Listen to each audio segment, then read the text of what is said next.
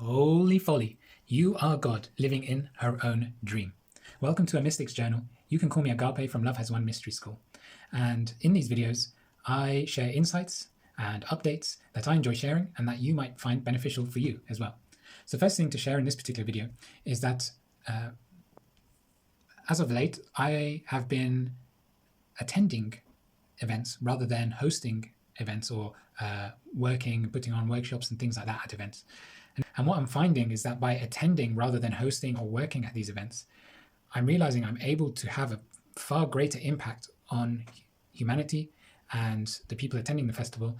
And I'm actually able to grow and raise my level of consciousness as well and be in a more receptive state.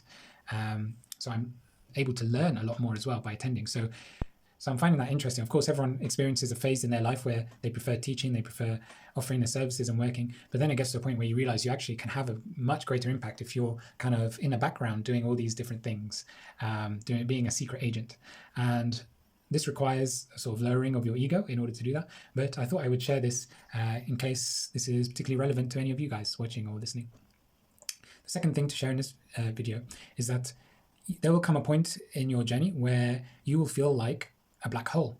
And as this black hole, you are constantly absorbing the denseness, anything that isn't of the highest love in your reality around you.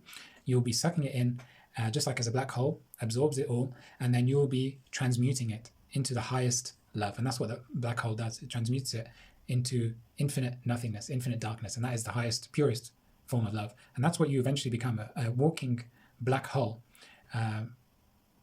that has such a great impact on their reality in terms of lifting the vibrations and removing any denseness. And the final thing to share is that a pure channel of love, or the present moment, is like a lotus flower. And often they are referred to as lotus flowers. Of course, in Buddhism, you have that symbolism strongly, but it's interesting why the lotus flower is chosen, and it's obvious for many reasons.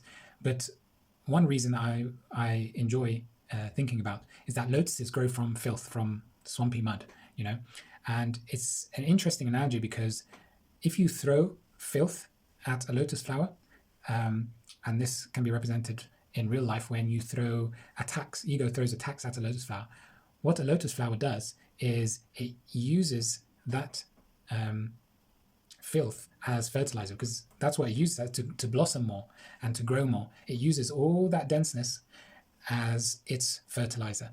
And again, that just kind of links to the black hole, where you become a black hole, absorbing all the denseness, and that denseness then becomes your fertilizer to blossom and grow even more. So that's it for this video, and I'll see you next time. Yours gigantically, Agape.